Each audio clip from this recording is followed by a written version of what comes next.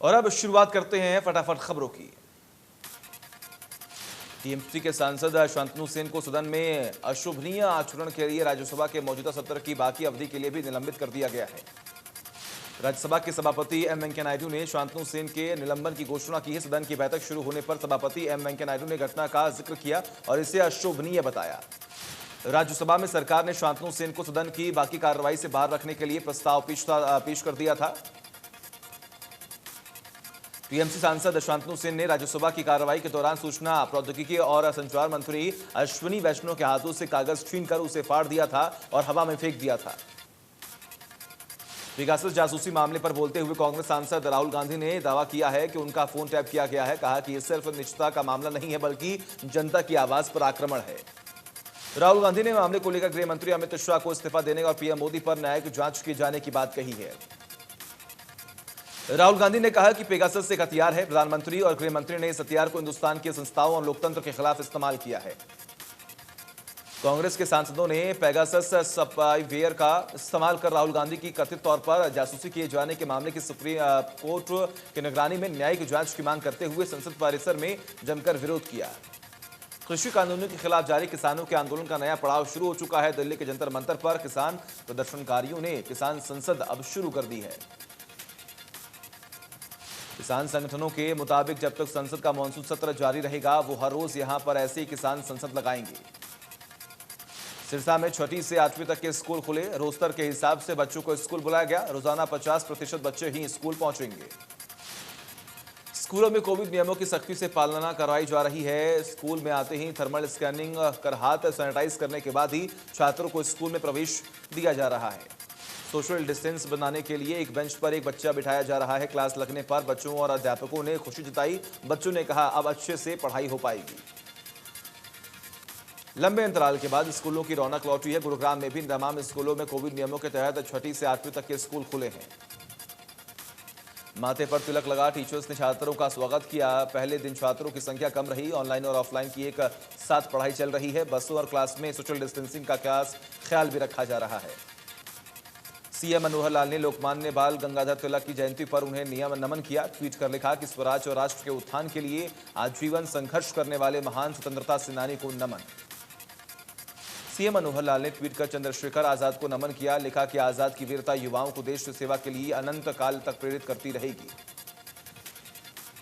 CM Manohar Lal ने tweet कर युजवेंद्र चहल को जन्मदिन की बधाई दी। लिखा कि अपने खेल से युवाओं को प्रेरित करते रहें, खुश रहें, स्वस्थ रहें। राशन डिपो पर घटिया गेहूं की सप्लाई होने के मामले थमने का नाम नहीं ले रहे हैं। सोनीपत में बेहद घटिया गुणवत्ता वाला गेहूं डिपो के पास उतारा गया है। डिपो संचालक ने विभाग के खिलाफ नाराजगी जाहिर करते हुए जल्द से जल्द गेहूं को बदलने की मांग की है। अनाज लेने पहुंचे लोगों का कहना है कि अनाज इतना गंदा है कि उसे पशुओं को भी नहीं खिलाया जा सकता। रानिया में जीबीएसएम घग्गर नहर गांव खारिया के पास टूट गई। नहर टूटने से आसपास के खेतों की सैकड़ों एकड़ जमीन है वो जलमग्न हो गई। नहर विभाग के अधिकारियों और गांव वालों ने मिलकर नहर को पटाने का काम किया है। खेतों में नहर का पानी जाने से किसानों को नुकसान होगा। फतेहाबाद में शहर और आसपास के इलाकों में झमाझम बारिश हुई। बारिश के चलते फसलों को फायदा होगा। लोगों को गर्मी से राहत मिली। लगातार हो रही बारिश के चलते कई जगहों पर जलभराव भी हो गया है। बारिश के बाद शहर की सड़कें पानी से लबालब भर गई हैं। लोगों का कहना है कि मानसून को लेकर प्रशासन की कोई तैयारी न होने के चलते कई इलाके जलमग्न हो गए हैं। बारिश से फसलों को सीधा फायदा पहुंचेगा। धान की फसल के लिए बारिश वरदान से कम नहीं है। बारिश के चलते किसानों को कम सिंचाई करनी पड़ेगी जिससे लागत कम होगी। जाखल में बारिश से अलग अलग इलाकों में पानी जमा हो गया है। जलभराव से नगरपालिका के किए गए दावों की पोल खुलती नजर आ रही है। जाखल के अनाज मंडी, सब्जी मंडी, मॉडल टाउन और निचले इलाकों में बारिश का पानी जमा हो गया है। इसके अलावा कई घरों और दुकानों में पानी घुसने से लोगों को काफी दिक्कतों का सामना करना पड़ रहा है। कैथल में बारिश के बाद सरकारी स्कूल में पानी भर गया जिससे जिला प्रशासन के दावों पर एक बार फिर पानी फिरता नजर आया। फरीदाबाद के आदर्श गांव अटाली में बारिश के चलते जोहड़ का पानी घरों के अंदर चला गया जिससे लोगों को भारी परेशानियों का सामना करना पड़ा। गांव में बनी आयुष विभाग की डिस्पेंसरी में भी करीब 2 फुट पानी भर गया। गांव वालों का कहना है कि पिछले कई साल से जोहड़ की सफाई नहीं हुई है जिससे लेकर प्रशासन से कई बार शिकायत भी कर दी गई है। कैथल के गांव रसूलपुर में किसानों में सरस्वती ट्रेन की सफाई न होने से नाराजगी जाहिर कर दी गई है। गांव वालों का आरोप है कि ट्रेन की सफाई सिर्फ कागजों में दिखाई देती है। गांव वालों ने बताया कि रसूलपुर के साथ लगते आसपास के लगभग 2 दर्जन से अधिक गांवों को इसका नुकसान होगा। अधिकारी सिर्फ नाम के लिए खानापूर्ति करने आते हैं और चले जाते हैं। कृषि मंत्री के निर्देश पर लोहारू में किसान गोष्ठी की गई, जिसमें कृषि वैज्ञानिकों ने कपास की आधुनिक और लाभदायक खेती की जानकारी दी। चौधरी चरण सिंह कृषि यूनिवर्सिटी के कुलपति ने कहा कि कपास की फसल में बेहतर उत्पादन के लिए कीट और रोगों को दूर करना जरूरी है। किसानों को हिदायतें और सलाह का ध्यान भी रखना चाहिए। पलवल के गांव बंचवारी में कार्यक्रम में पहुंचे पूर्व उद्योग मंत्री विपुल गोयल ने कहा कि गांव बंचवारी के नगाड़ों की कलाएं विश्व प्रिय हैं। इन्हें विश्व में पहचान दिलाने की कोशिश की जा रही है। मुख्यमंत्री मनोहर लाल ने किया ग्राम प्रदर्शन का शुभारंभ। पोर्टल पर ग्रामीण सीधे दे सकेंगे सरकार को सुझाव। शिकायत दर्ज करने पर सीधे जनप्रतिनिधियों को दिखेगी। गुरुग्राम में सीएम फ्लाइंग की टीम ने कंप्यूटर पर असली आधार कार्ड और वोटर कार्ड की आईडी से छिड़खानी करने का एक भांडाफोड़ किया है। आरोपी फर्जी आधार कार्ड, वोटर कार्ड और पैन कार्ड बना रहे थे। आरोपी गांव नाथूपुर में दुकान चला रहे थे। फर्जीवाड़े में इस्तेमाल किए जा रहे मॉनिटर प्रिंटर को सीएम फ्लाइंग की टीम ने बरामद किया। आरोपी कार्ड बनाने के लिए करीब 600 रुपए ले रहे थे। साइबर सिटी गुरुग्राम में ऑनलाइन फ्रॉड के मामलों में बढ़ोतरी हुई है। साइबर क्राइम थाने में जनवरी 2020 से मौजूदा वक्त तक ऑनलाइन ट्रांजैक्शन फ्रॉड, धोखाधड़ी की तकरीबन 18,000 से ज्यादा शिकायतें भी मिली हैं। हर महीने तकरीबन 1,000 शिकायतें, हर रोज तकरीबन 33 और हर 2 घंटे में 3 शिकायतें साइबर क्राइम पुलिस स्टेशन में दर्ज की जा रही हैं, जिसमें से 13,000 शिकायतों का निपटारा किया गया है। एसीपी साइबर क्राइम की माने तो 2020 में 1,31,00,000 रुपए की रिकवरी की गई, जबकि 2021 में सिर्फ 7 महीनों में 1,22,00,000 की रिकवरी ऑनलाइन फ्रॉड करने वाले आरोपियों से की गई है। कैथल के गांव पब नावा में सरकार की योजना के तहत गरीब लोगों को दिए गए प्लॉटों पर कुछ दबंग लोगों ने कब्जा कर लिया है। लोगों ने सचिवालय पहुंचकर नाराजगी जाहिर की है और कब्जा छुड़वाने की मांग की है। ग्रामीणों ने मांगों का ज्ञापन जिला विकास एवं पंचायत अधिकारी को सौंपा है। कहा कि नायब तहसीलदार ने कहा उन्हें न्याय दिलाने की बात कही थी, लेकिन अब तक ना तो कोई कर्मचारी गांव में गया और न ही समस्या दूर हुई। ग्रामीणों ने बताया कि जरूरतमंद परिवारों को प्लॉट दिए गए थे, जिनकी गांव से दूरी ज्यादा है। प्लॉटों में आने जाने के लिए खेतों में आना जाना पड़ रहा है, जिसका फायदा उठाकर कुछ लोगों ने जमीन पर कब्जा कर लिया है। फरीदाबाद के सेक्टर 15 में भगवान जगन्नाथ के मंदिर में अष्टधातु की राधा कृष्ण की मूर्ति चोरी हो गई। चोरी का आरोप मंदिर में आई 2 महिलाओं पर लगा है। सीसीटीवी के आधार पर पुलिस मामले की तफ्तीश में जुटी हुई है। सीसीटीवी में दिखाई दे रहा है एक महिलाओं के मंदिर से लौटते ही मूर्ति गायब हो गई है। झज्जर के दुजाना मार्ग पर बाइक सवार सड़क पर खड़े ट्रॉले से जा टकराया। हादसा इतना जबरदस्त था कि बाइक सवार ने मौके पर ही दम तोड़ दिया। राहगीरों ने पुलिस को सूचना दी।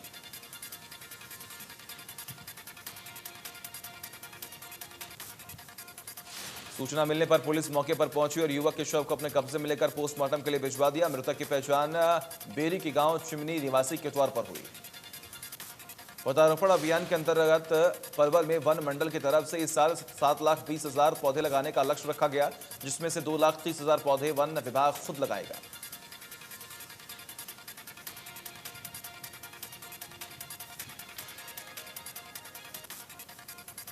जिला वन अधिकारी ने बताया कि बारिश के बाद जिले में पौधारोपण अभियान शुरू कर दिया गया है। पिछले 4 दिनों में 20,000 पौधे लगाए जा चुके हैं। 10,000 पौधे निःशुल्क लोगों को बांटे भी गए हैं।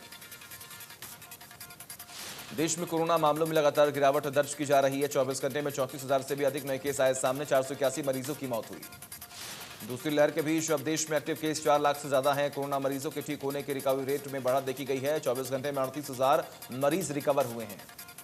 महाराष्ट्र में कोरोना के केस लगातार कम हो रहे हैं। एक दिन में महाराष्ट्र में कोरोना के 7,000 नए मरीज मिले, जबकि 7,000 कोविड मरीज ठीक हुए। 120 मरीजों की जान चली गई।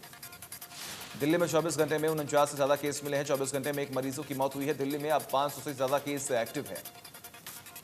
प्रदेश में कोरोना के 25 नए केस आए सामने। 24 घंटे में 2 लोगों की मौत हो गई है। 47 से ज्यादा मरीज ठीक हुए हैं। अब तक एक्टिव केस 700 से ज्यादा हैं। सब धर्मों का एको मर्म मानव सेवा परमो धर्म नारे के साथ 2 महीने पहले आस्था फाउंडेशन ने अंबाला शहर के सरकारी अस्पताल में रसोई सेवा शुरू कर दी थी, जहां जनता को मात्र 5 रुपए में स्वच्छ और स्वादिष्ट भोजन मिल रहा है। इस रसोई से मरीजों के तीमारदारों और अस्पताल स्टाफ को सस्ते भोजन की सुविधा से काफी लाभ मिल रहा है। चारों तरफ आस्था फाउंडेशन की इस पहल की तारीफ हो रही है। अंबाला की मेयर शक्ति रानी शर्मा सरकारी अस्पताल में चल रही रसोई सेवा को देखने पहुंची। मेयर शक्ति रानी शर्मा ने रसोई की व्यवस्था और साफ सफाई की तारीफ की। इतना ही नहीं, उन्होंने खुद लोगों को खाना बांटा है। इस मौके पर उन्होंने कहा कि हमारी आस्था फाउंडेशन ने बड़ी ही अच्छी नीति और नियत के साथ रसोई सेवा शुरू की है, जिससे जनता को अपार लाभ मिल रहा है। इसके लिए फाउंडेशन की टीम बधाई की पात्र है। पलवल में ग्रीवेंस कमेटी की बैठक हुई, जिसमें सहकारिता मंत्री डॉक्टर बनवारी लाल ने शिरकत की। बैठक में विधायक ने मंत्री के सामने अधिकारियों की शिकायत की। जगदीश नायर ने लगाए काम न करने के आरोप।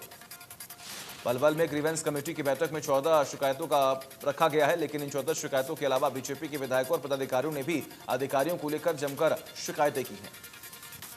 महेंद्रगढ़ पुलिस गुप्त सूचना के आधार पर रेलवे ओवरब्रिज के पास खड़ी एक गाड़ी को कब्जे में लिया। गाड़ी में 13 बैग मादक पदार्थों के साथ निकले। जब उनका वजन करवाया गया तो इनमें 2 क्विंटल 5 किलो के लगभग मादक पदार्थ बरामद हुए। सीआईए इंचार्ज अनिल कुमार ने बताया कि पुलिस अधीक्षक चंद्रमोहन के दिशा निर्देश पर मादक पदार्थों और अवैध हथियार पकड़ने का विशेष अभियान चलाया हुआ है। पुलिस पूरे मामले की जांच में जुटी हुई है। भारतीय किसान यूनियन प्रदेशाध्यक्ष गुड़ी प्रकाश ने कुरुक्षेत्र सहारनपुर रोड पर जाम लगा दिया। कुरुक्षेत्र यमुनानगर सहारनपुर रोड पर किसानों ने सड़क पर जाम लगा दिया। सोमवार तक कार्रवाई का आश्वासन मिलने पर खोला जाम। भाजपा नेता गुड़ी प्रकाश ने कहा कि प्रशासन से मांग की थी कि किसान नेता गुरनाम सिंह और राकेश टिकैत के खिलाफ मामला दर्ज किया जाए, लेकिन प्रशासन ने अभी तक मामला दर्ज नहीं किया है। करनाल में भारी बरसात और जलभराव के कारण खराब हुई फसलों के मुआवजे और जल निकासी की मांग को लेकर किसानों ने जिला सचिवालय पर जमकर विरोध किया। किसानों ने आरोप लगाया कि सिंचाई विभाग ने बरसाती नालों और ड्रेन की सफाई नहीं करवाई, जिसके कारण खेतों में जलभराव हुआ है। बीमा कंपनी खराब हुई फसलों का मुआवजा देने से इनकार कर चुकी है। सीएम के नाम दिए ज्ञापन में किसानों ने खराब हुई फसलों का मुआवजा दिए जाने की मांग की है।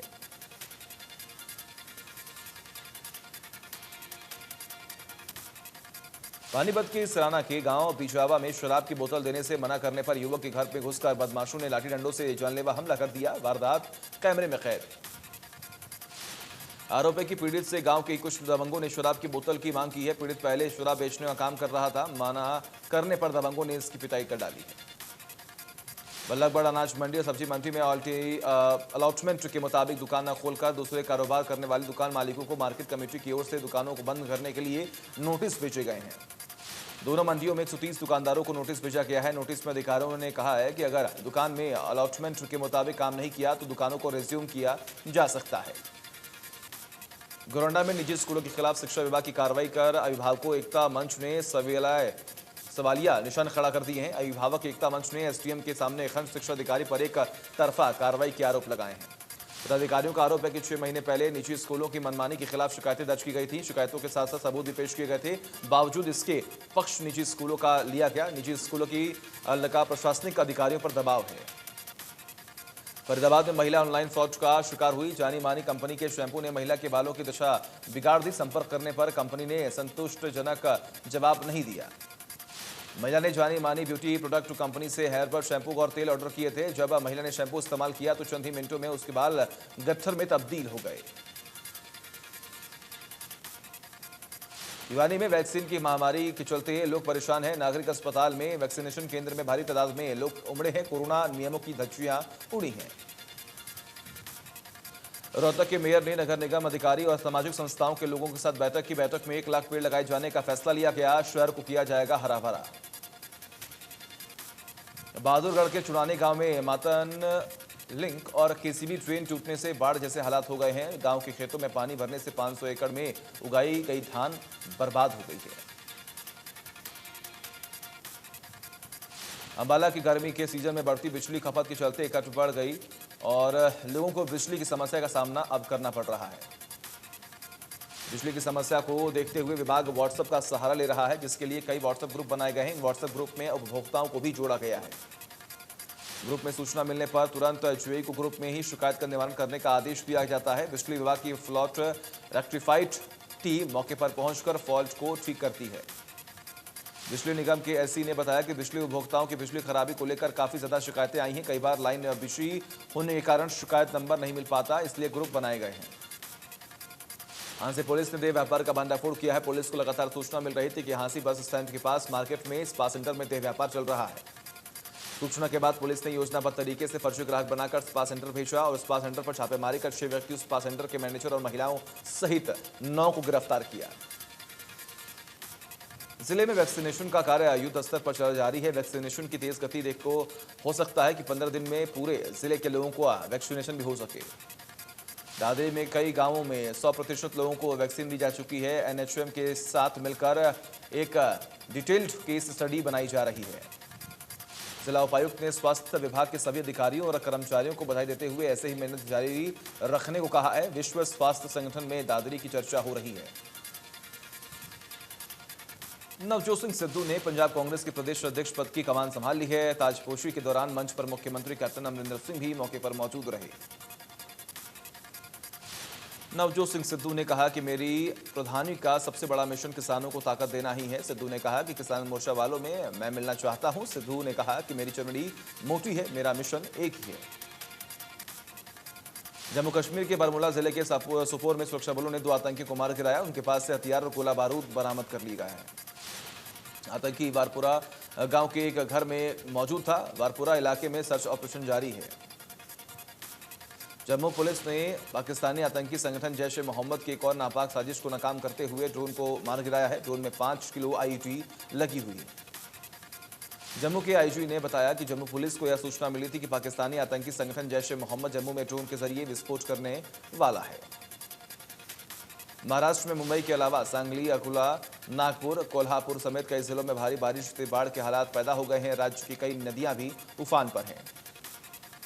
पीएम मोदी ने मुख्यमंत्री उद्धव ठाकरे से फोन पर चर्चा कर हर संभव मदद का आश्वासन दिया। पीएम ने ट्वीट कर बताया कि हालात को सुधारने के लिए केंद्र से हर संभव मदद का आश्वासन दिया। मुख्यमंत्री कार्यालय ने जानकारी दी कि रतनगिरी और रायगढ़ में राहत और बचाव कार्य के लिए भारतीय सेना और नौसेना के जवानों को भी तैनात कर दिया गया है। भारी बारिश के चलते पुणे के भीमाशंकर मंदिर के आसपास भी बाढ़ का नजारा है। यह मंदिर देश के 12 ज्योतिर्लिंगों में से एक माना जाता है। राज्य के कई हिस्सों में लगातार हो रही बारिश के कहर के बाद महाराष्ट्र अलर्ट पर है। मौसम विभाग ने कोंकण तट पर अगले 3 दिनों के लिए अलर्ट जारी किया है।